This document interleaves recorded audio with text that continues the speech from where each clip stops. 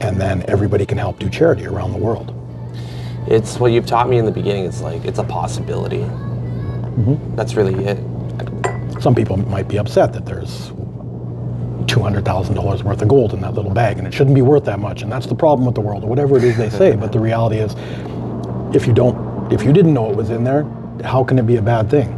Yet it shows you real time how to watch a market and how to get involved in it, or at least how to understand it, so maybe it helps your life.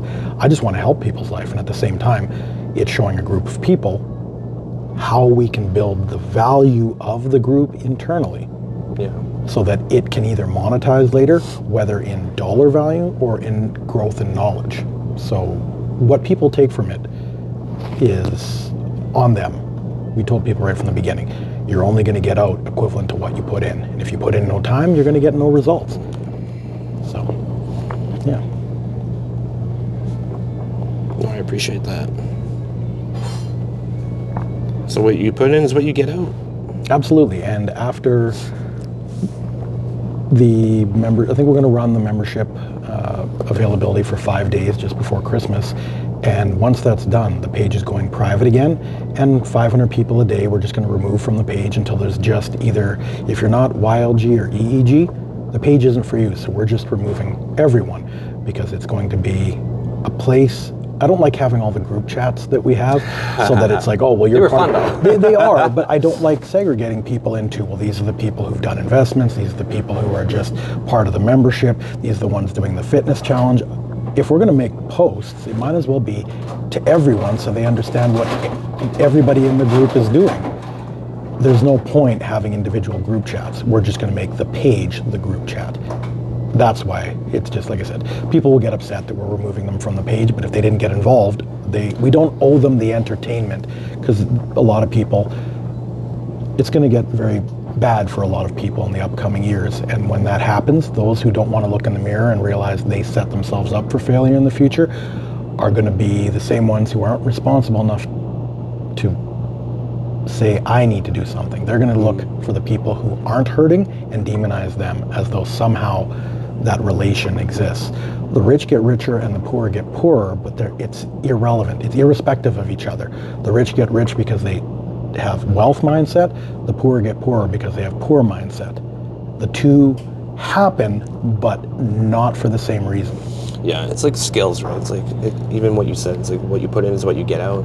I mean, if you just want to scroll through IG for the sake of scrolling and you're not putting any effort into applying the knowledge, like learn a little bit, do a little bit, learn a little bit, do a little bit. If you're not doing anything and you're just learning for the sake of learning, then what are you doing? Yeah. It was that one of the members, Pat, he's been with us since the beginning. He's in the fitness challenge again this round. And the first thing he said right off the bat is, I'm not looking for a drastic change. I just want to change my habits in the life I already have. I will clean things up, but one of the big things is for the mental side of things, I'm going to limit my social media to almost non-existent. Well, that's the opposite of what an influencer would want. Why wouldn't we want people consuming our content and all that? I thought that was awesome. Please, lower your amount of doom scrolling every day, because there's a bunch of negative stuff. Go out for a walk, cook a meal. And all the other members kind of just thought that we're in the fitness challenge. They basically said, oh, that's a really good idea. I'll report every 2 or 3 days. But other than that, I have no reason to be on social media.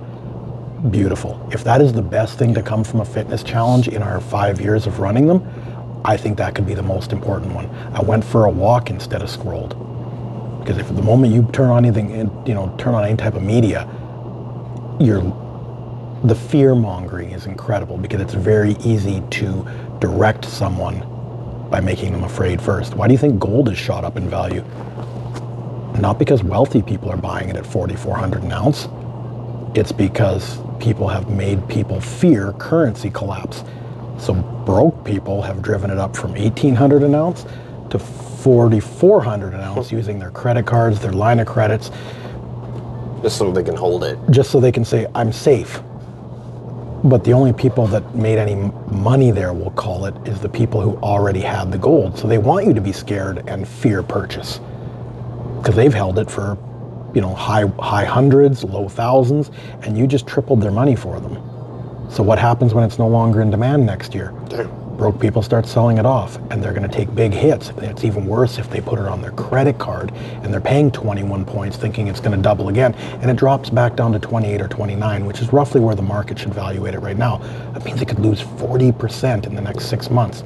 I'm not telling people not to buy it. I'm just telling you the reality of what the wealthy understand and what the broke chase. Fluctuations, going back to the watch market, fluctuations didn't happen. There were no huge spikes in the last 5 years in rare watches. The wealthy can only buy the very expensive watches. So those, while they are in demand, are just always worth a lot. We'll take, for example, a 5711 40th anniversary. I don't know why that came to mind. It was a 92,000 MSRP. The market on it, because there's only 700 on the planet, is about 600,000 Canadian dollars right now. Gross. An average house. An average person cannot buy that watch. Only wealthy people can. So when they want it, they pay that value. Whereas, say, the Rolex market that skyrocketed, it did that because the average person has enough credit, whether it's credit card or line of credit, to buy the $12,000 watch from the AD, the authorized dealer, and sell it for the 16. And then all of a sudden, oh my goodness, it went up 40% in the secondary market. Broke people could then buy it at 16 and sell it for 18. And quick flip and quick flip. Wealthy people weren't doing that. They just got it from the AD at 12 and kept it. Broke people and broke minds drove the price of that, say, $12,000 Submariner up to 28 during the peak of COVID, when everybody was getting CERB and trying to buy assets that were going up. People were buying a $12,000 watch for $26,000 or $28,000. Well, now the market's come back down. People say it crashed because they want to fearmonger to get you to watch their media, but all it did was correct itself. You either have to wait to get one for $12,000 from the dealer, or you can pay in the secondary market 14 to 15 to get it quicker. That's normal. So it's come back down to there. It didn't crash, it just came back to where it should have been. Broke people and their fear and their greed, not the wealthies, is what drives up low value investments. People could afford $2,000 gold, so they paid 2. The next person paid 22, then 28, then 38, then 44. Wealthy people are like, you guys are nuts. But if you want to buy my gold that I bought for $1,000 for $4,000, cool. That's the reality of how markets are played. It's not the wealthy being greedy.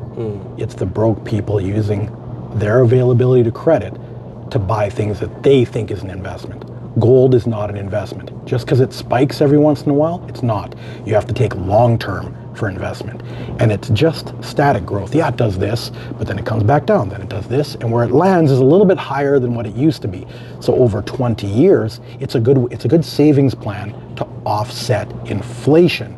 It's not an investment. When you look at gold's growth over 10 or 20 years, it's a moderate return. People think because of the big spike, it's an investment. No, that's hitting it lucky. So, we're going to drop that at that. It doesn't really matter. I just hope people understand how to navigate the world as opposed to just getting mad at someone who has more because they haven't made as many bad decisions. That's crazy. And thank you for an awesome cup of coffee. Cheers to that.